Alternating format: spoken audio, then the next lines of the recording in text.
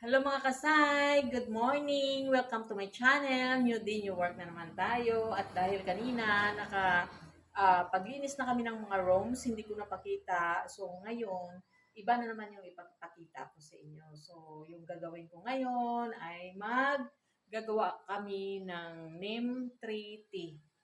So ito ay dahon ng neem tree at gagawin kong tea.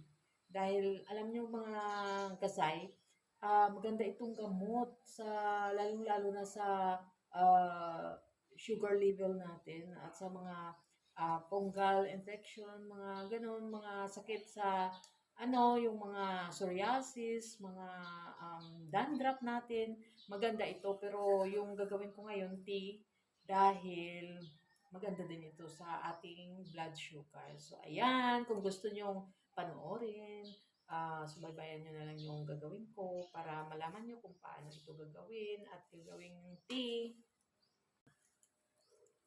Ah, ano ko lang yung mga dahon niya dahil na dry na to at atin na lang ano gani?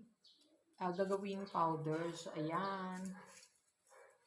Napakita ko na lang mamaya sa inyo kung paano ko na siya gagawing powder at ipapasok sa ating tea bag. Okay na? Ayan. Ayan mga kazay. Ito na yung neem tree powder natin. So, yung sa akin, katamtaman lang yung hindi siya masyadong powder kasi iba-iba naman yung gusto natin. So, ito lang yung gusto ko na gawing tea. So, ayan, ipapasok ko natin dito. Hindi ko na ni-weigh dahil alam ko naman kung hanggang saan yung level niya dito sa So, ayan, hanggang dito lang. So, isasara lang natin at ayan, ready to tea na tayo.